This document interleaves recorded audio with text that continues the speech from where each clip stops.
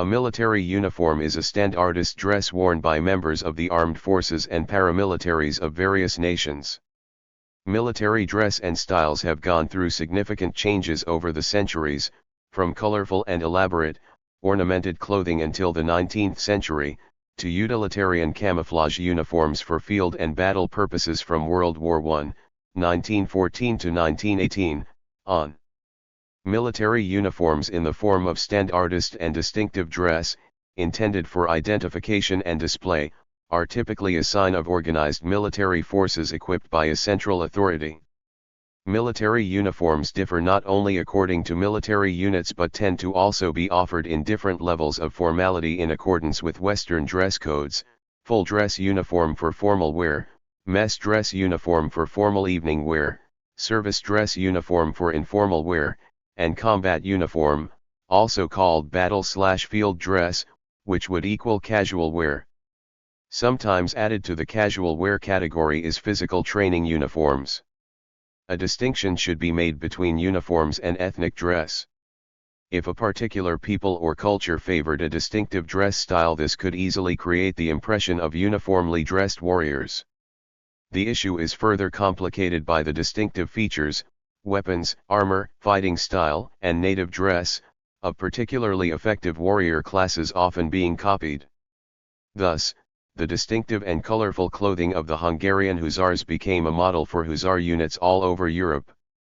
The kilts and sporrans of Scottish Highland clans were distilled into regimental dress when the British Army started to recruit from these tribal groups. Mercenary or irregular fighters could also develop their own fashions, which set them apart from civilians, but were not really uniforms. The clothing of the German Landsknecht of the 16th century is an example of distinctive military fashion. Special units such as Zouaves developed non-standard uniforms to distinguish them from troops of the line. There are a few recorded attempts at uniform dress in antiquity, going beyond the similarity to be expected of ethnic or tribal dress. One example is the Spanish infantry of Hannibal, who wore white tunics with crimson edgings. Another is the Spartan hoplite in his red garment, attributed by Plutarch partly because it seems to be a manly color and partly because it causes more terror amongst inexperienced foes. The terracotta army discovered in the tomb of the first emperor of China, c. 200 BC, have a superficial similarity, but closer examination shows up to 7 different styles of armor, which do not appear to have been standardist within separate units. The legions of the Roman Republic and Empire had a fairly standardist dress and armor, particularly from approximately the early to mid-1st century onward, when lorica segmentata, segmented armor, was introduced. However, the lack of unified production for the Roman army meant that there were still considerable differences in detail. Even the armor produced in state factories varied according to the province of origin. Fragments of surviving clothing and wall paintings indicate that the basic tunic of the Roman soldier was of undyed, off-white, or red-dyed wool. Senior commanders are known to have worn white cloaks and plumes.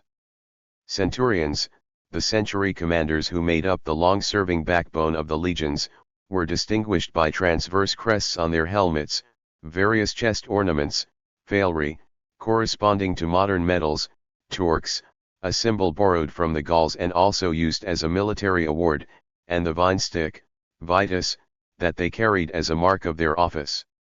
While some auxiliary cohorts in the late Roman period had carried shields with distinctive colors or designs, there is no evidence that any one Roman legion was distinguished from another by features other than the numbers on the leather covers protecting their shields. The feudal system of Western Europe provided instances of distinguishing features denoting allegiance to one or another lord. These, however, seldom went beyond colors and patterns painted on shields or embroidered on surcoats. Orders of military monks such as the Knights Templar or Hospitaller wore mantles respectively of white, with red crosses on the shoulder, and of black, later red with white crosses, 7 over the usual pattern of armor for their periods. In the later part of the medieval period, instances of standardist clothing being issued for particular campaigns began to occur. English examples included the white coats worn by Norfolk levies recruited in 1296 and the green and white clothing that identified Cheshire archers during the 14th century.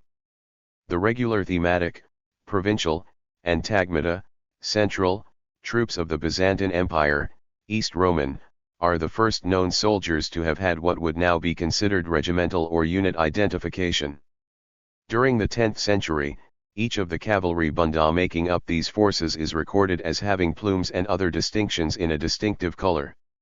Officers wore a waist sash or peccatarion, which may have been of different colors according to rank. The styles and decoration of military uniforms varied immensely with the status, image, and resources of the military throughout the ages. Uniform dress became the norm with the adoption of regimental systems, initially by the French army in the mid-17th century. Before 1600 a few German and Dutch regiments had worn red or yellow coats. From about 1626 onwards some Swedish infantry had been issued with standard colored dress under Gustavus Adolphus, hence his yellow or blue regiments. However, most levies of the 15th and 16th centuries wore civilian dress and regiments were dressed at the expense of their colonels in whatever style and colors the colonel preferred. Even royal guards would sometimes only be issued with distinctive colored or embroidered surcoats to wear over ordinary clothing. To help armies distinguish friend from foe, scarves, pieces of foliage, or other makeshift identification known as field signs would be worn, a practice still recognized under international humanitarian law and the laws of war as a distinctive sign.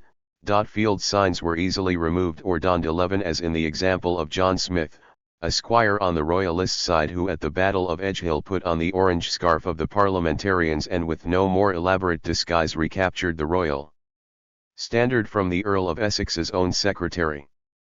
By this time, in France at least, the general character of the clothes and accoutrements to be worn on various occasions was strictly regulated by orders. But uniformity of clothing was not to be expected so long as the enlistment system prevailed and soldiers were taken in and dismissed at the beginning and end of every campaign. The beginnings of uniform are therefore to be found in truly national armies, in the Indelta of Gustavus Adolphus, and the English armies of the English Civil War. In the earlier years of the latter, though the richer colonels uniformed their men, for instance, the Marquis of Newcastle's white coats and King Charles's own red-coated Life Guard of foot, the rustics and the citizens turned out for war in their ordinary rough clothes, donning armor and sword belt. But in 1645 the Long Parliament raised an army for permanent service, and the colonels became officials rather than proprietors. The new model army was clothed in the civilian costume of the date: ample coat, waistcoat, breeches, stockings, and shoes, in the case of cavalry, boots, but with the distinctive color throughout the army of red and with regimental facings of various colors and breeches of gray. Soon afterwards the helmet was replaced by a gray broad-brimmed hat. From the coat was eventually evolved the tunic of the mid-19th century, and the hat became the cocked hat of a later generation, which generally disappeared during the decade of 1800 to 1810 to reappear in the late 19th and early 20th century, by which time it had its original form of a slouch hat. For service in Ireland the new model army's red coat was exchanged for one of russet color, just as scarlet gave way to khaki for Indian service in the 19th century. The Ironsides cavalry, however, wore buff leather coats and armor long after the infantry had abandoned them. Thus, the principle ever since followed uniform coat and variegated facings was established. By choice or convenience, the majority of the corps out of which the new model army was formed had come to be dressed in red, with facings according to the colonel's taste.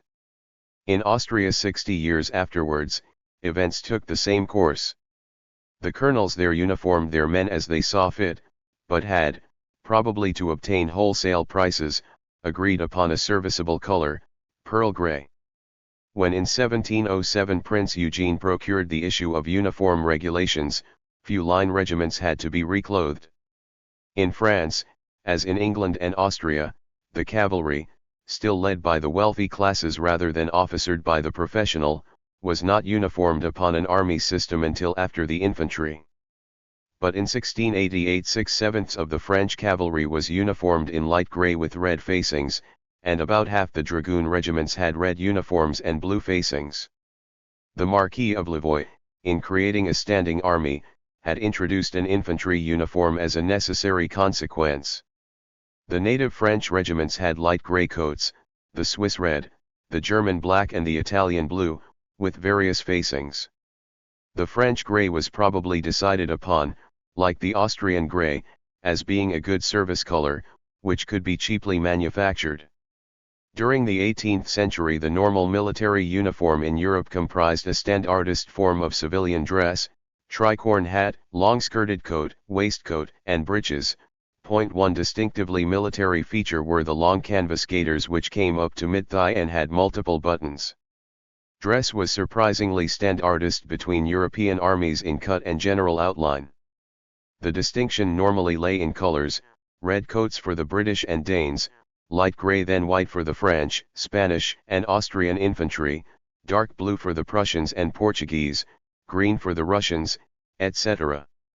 Within each army, different regiments were usually distinguished by facings, linings, turnbacks, and braiding on coats in colors that were distinctive to one or several regiments.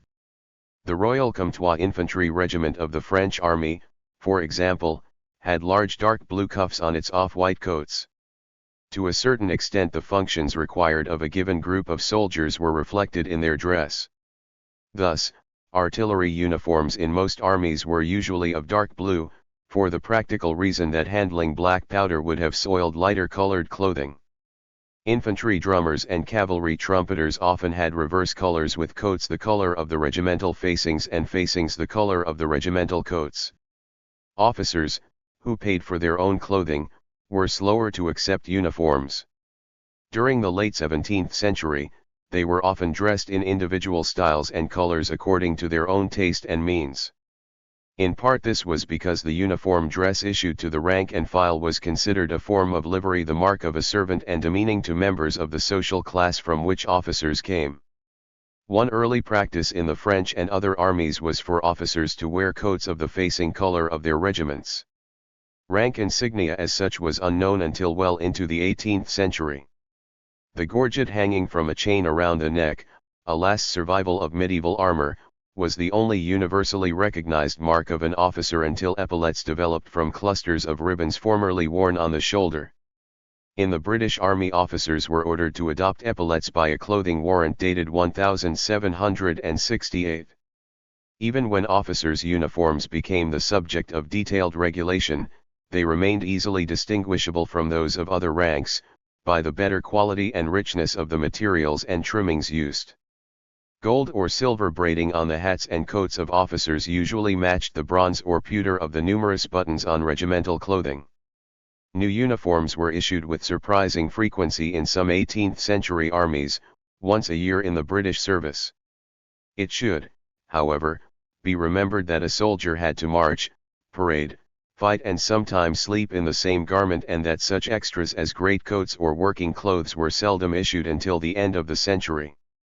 The highly organized armies of the Ottoman Empire employed distinctive features of dress to distinguish one corps or class of soldier from another. An example would be the conical black hats of felt worn by the Delhi cavalry of the early 19th century. However, the basic costume was usually that of the tribal group or social class from which a particular class of warrior was drawn. As such, it was sufficiently varied not to rank as uniform in the later sense.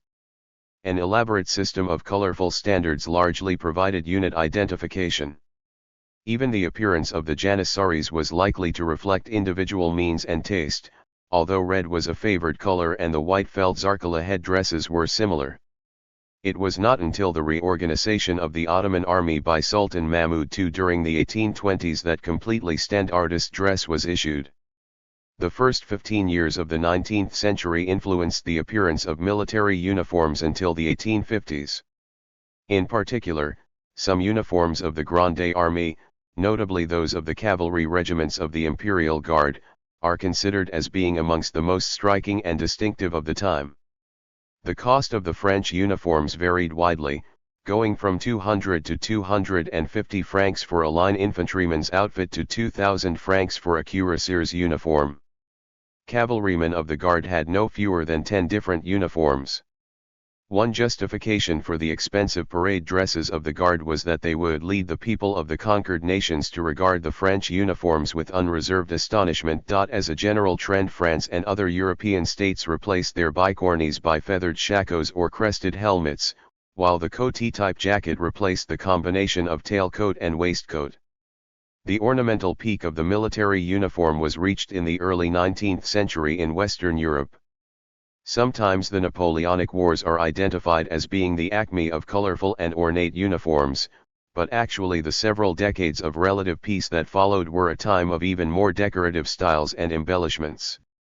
The Napoleonic soldier on campaign was likely to present a shabby and nondescript appearance as unsuitable peacetime dress quickly deteriorated or was replaced with whatever local substitutes were available. Until later on in the century, dyes were primitive and different batches of uniforms worn by the same unit might present differing shades, especially after exposure to rain and sun. The white uniforms, popular amongst many armies through the 18th and early 19th centuries, soiled easily and had to be pipe-clayed to retain any semblance of cleanliness. Green, as worn by Jaeger and rifle regiments, proved particularly prone to fading until suitable chemical dyes were devised in the 1890s. British soldiers were known for their striking red clothing, hence the name redcoats. This was actually a fairly dull shade of madder red until the general adoption of scarlet for tunics in the 1870s. In an early instance of military camouflage, the sailors of Imperial Rome are reported to have worn blue/gray tunics. However, uniform dress was not a feature of navies, officers and marines excepted, until comparatively recent times. This may reflect the considerable difference in roles and conditions of service between sailors and soldiers. No uniform was prescribed for the French Navy until a standardist suit for officers of blue and red was decreed in 1764.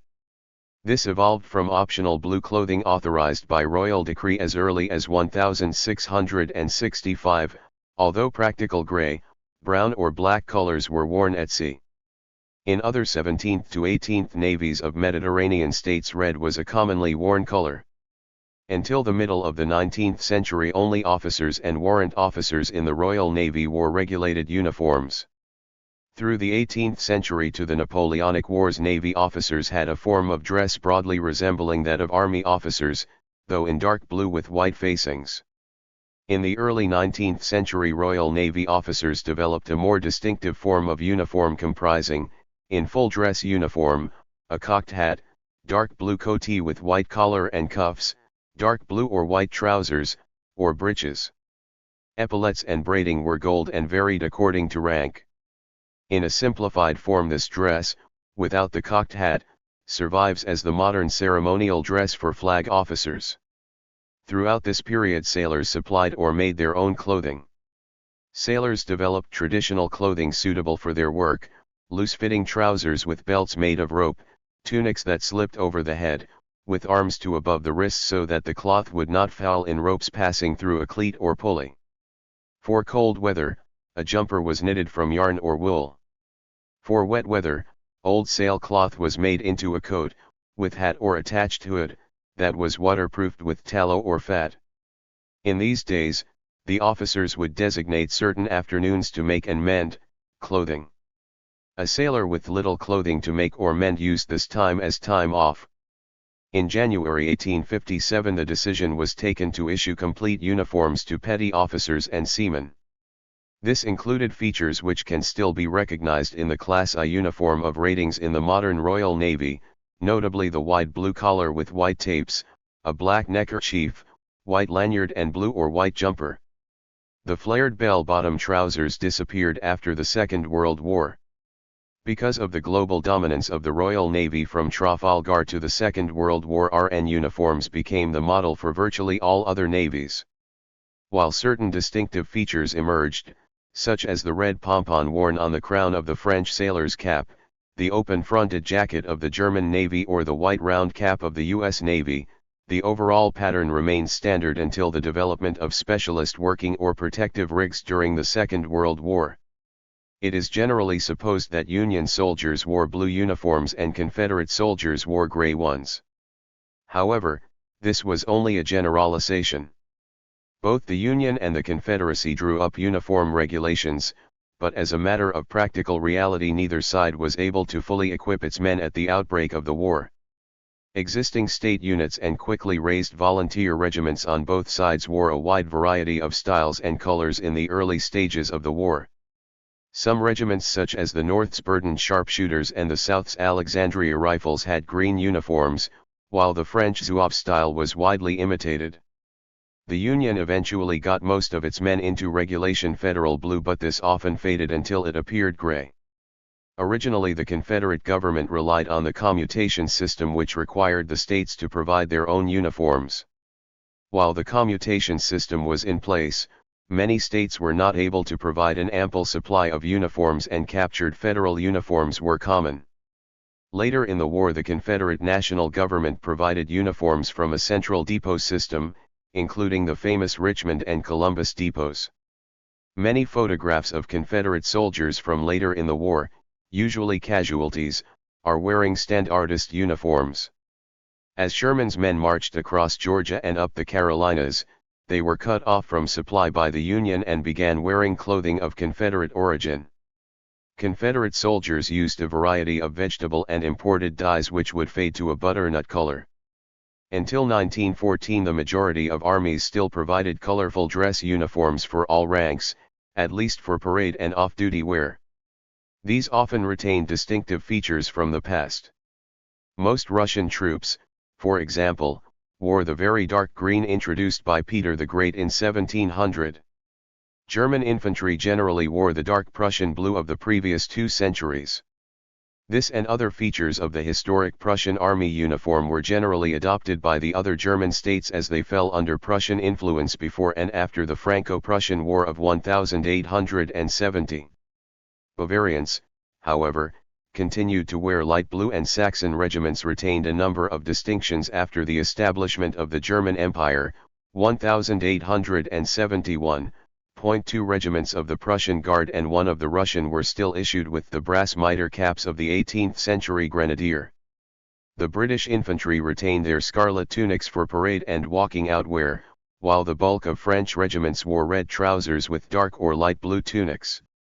The infantry of the Austro-Hungarian Empire discarded their historic white tunics in 1868 in favor of dark blue. However, the extremely large number of colors appearing on collars, cuffs, and shoulder straps to distinguish the various regiments were retained. There were, for example, 10 shades of red, ranging from cherry red to pink. The Swedish army had favored dark blue with yellow facings since the beginning of the 18th century. There was infinite variety, even within smaller armies, between regiments, branches, or ranks, and the subject is a complex one. The British were the first to introduce drab/khaki uniforms, in 1848 in India. This khaki drill then became more generally worn from the Indian Rebellion of 1857 both in India and Africa. A darker version, known as service drab, was adopted for home service field wear in 1902, the same year that the U.S. Army also adopted khaki for non-dress occasions. The Italians introduced gray-green in 1909, followed by the German and Austrian armies who adopted different shades of gray. The Russians had changed to a gray shade of khaki in 1908, following their experience in the Russo-Japanese War of 1905. There was, however, strong attachment to the colorful uniforms as previously worn on all occasions, and the process was not an inexorable one. The Danish army adopted gray-green uniforms for all occasions in 1903, reverted to a combination of dark and light blue in 1910, took up light gray in 1915 and finally settled for khaki in 1923. The Imperial Russian armies, following their adoption of khaki gray field uniforms in 1908, took the opportunity to upgrade their parade uniforms to much more elaborate and colorful styles, and were experimenting with a mix of khaki and bright colors when war broke out in 1914. The Japanese army probably went further than most in adopting khaki for all occasions after 1905, although even here officers of all branches and the cavalry of the Imperial Guard retained traditional colored uniforms for formal and ceremonial occasions. With the exception of Western-influenced units such as the ever-triumphant Army of the Taiping Rebellion, 1851–66, Chinese armies of the 19th century wore dress that was broadly variegated. Embroidered chest panels and colored buttons on headdresses were used to distinguish rank and sometimes unit. From 1910 the Imperial Chinese Army adopted dark blue uniforms of Japanese style with colored facings of red, white, or yellow to distinguish the different branches. The Imperial Guard Division had a light gray uniform with the same branch colors as the line. A khaki summer uniform was worn by the entire army. By the 20th century, drab colors were increasingly being adopted for active service and ordinary duty wear. The First World War finally put an end to the expensive practice of furnishing colorful uniforms to all ranks of the various armies. Amongst the front-line troops in August 1914 only the Belgian and French armies saw active service in bright colors and old-fashioned headgear, although the Austro-Hungarian cavalry retained their blue and red uniforms for field wear after the remainder of the army had gone into pike gray in 1909. The Imperial German Field Grey of 1910 retained a number of traditional features such as spiked helmets, shakos, busbies, and colored piping from the older uniforms. The demands of modern warfare as well as financial economy soon saw these survivals vanish, and by 1916 all involved armies were in either khaki, Russia, Turkish, Serbia, Montenegro, Japan, Greek, French colonial, and Britain, various shades of grey, German, Italian, Bulgarian, Portuguese, and Austro-Hungarian, or sky blue, French and Romanian. The colored uniforms of peacetime were often relegated to depot wear by recruits doing their basic training. Steel helmets first appeared in the form of the Adrian helmet adopted by the French Army in 1915. The practical advantages of this innovation led the British and German armies to adopt their own helmets by 1916. Other armies followed suit, the Belgians and Italians for example copying the French model and the Austro-Hungarians that of Germany. The drab uniforms of 1914–18 remained in general use until the Second World War. This was partly for political reasons, since the Republican, Fascist, Nazis, and Communist regimes that replaced many of the old monarchies and empires had little interest in preserving the splendors of their predecessors. However, even in those societies where there was social and political continuity the trend was away from the traditional uniforms worn prior to 1914. The British Army reintroduced full dress for Guards regiments in 1919–20 and regimental bands by 1928, while permitting officers to wear their mess, evening, blue or green patrols, semi-formal, and full dress on appropriate occasions. The French reintroduced grande tenue in 1927 for North African regiments which were mostly dependent on voluntary recruiting, and after 1930 required all regular officers to acquire dress uniforms in the pre-1914 colors of their branch or regiment. Elsewhere full or colored dress of traditional cut was generally restricted to formal uniforms for officers and long service regulars, ceremonial guards, and a few other limited categories. The Spanish Army, which had not been involved in the First World War, exceptionally continued to issue colored uniforms to all its conscript rank and file until 1926 and thereafter to the garrisons of Seville, Barcelona, and Madrid for special ceremonials until 1931. These included red trousers for the line infantry, following the French practice in an example of cross-border influence. The use of steel helmets was by now almost universal and a number of countries adopted their own designs moving away from the German, British, and French models of the First World War. The Italians, Soviets, Japanese, Swiss, Spanish and Portuguese were amongst these.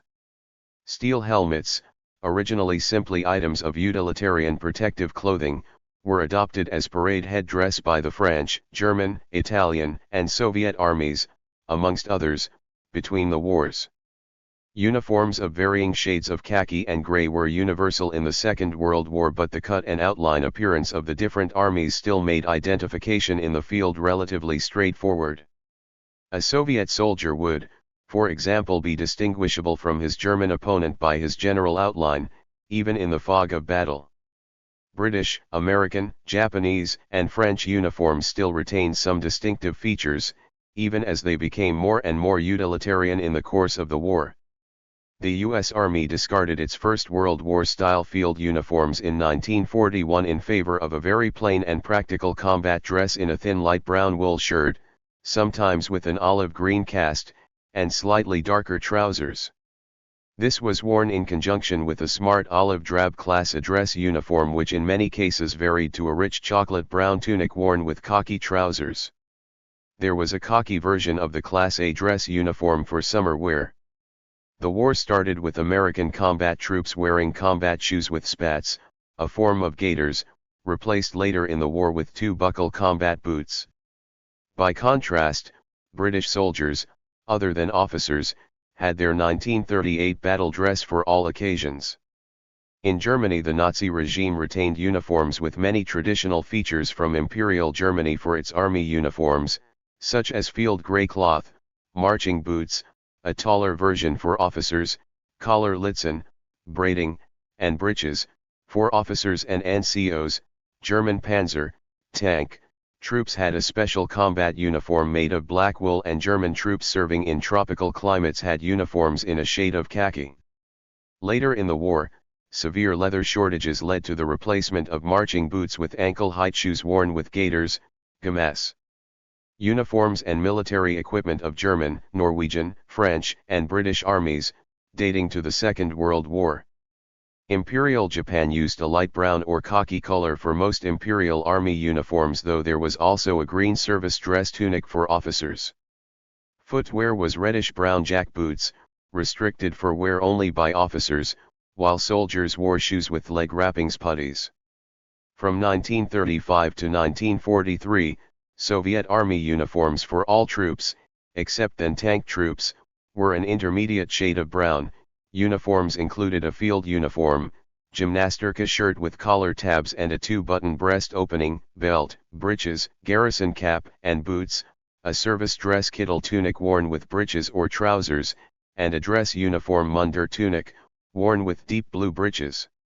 Soviet tank troops wore the gymnastica shirt, kittel, dress tunic, in a bluish-gray, rather than brown, color.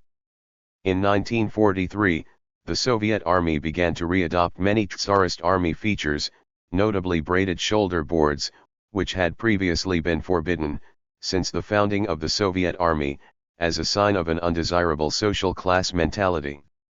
The reintroduction of these epaulets in 1943 was a relatively inexpensive means of boosting Soviet troop morale. Once reintroduced to the Soviet Army, the use of shoulder boards was never rescinded, and they remained part of the uniform until the dissolution of the Soviet Union. The distinct bluish-gray color for tankers was eliminated in 1943, from which point on all units of the Soviet Army wore brown. Most military forces have developed several different uniform types, including combat dress, working dress, service or ordinary duty uniforms, and, to a very limited extent, ceremonial full dress. Members of the Brazilian Army's Independence Dragoons. The soldier on the left is wearing the unit's ceremonial uniform, while the other is wearing combat fatigues. Today, all armies wear some form of camouflage uniforms for training and combat duty purposes.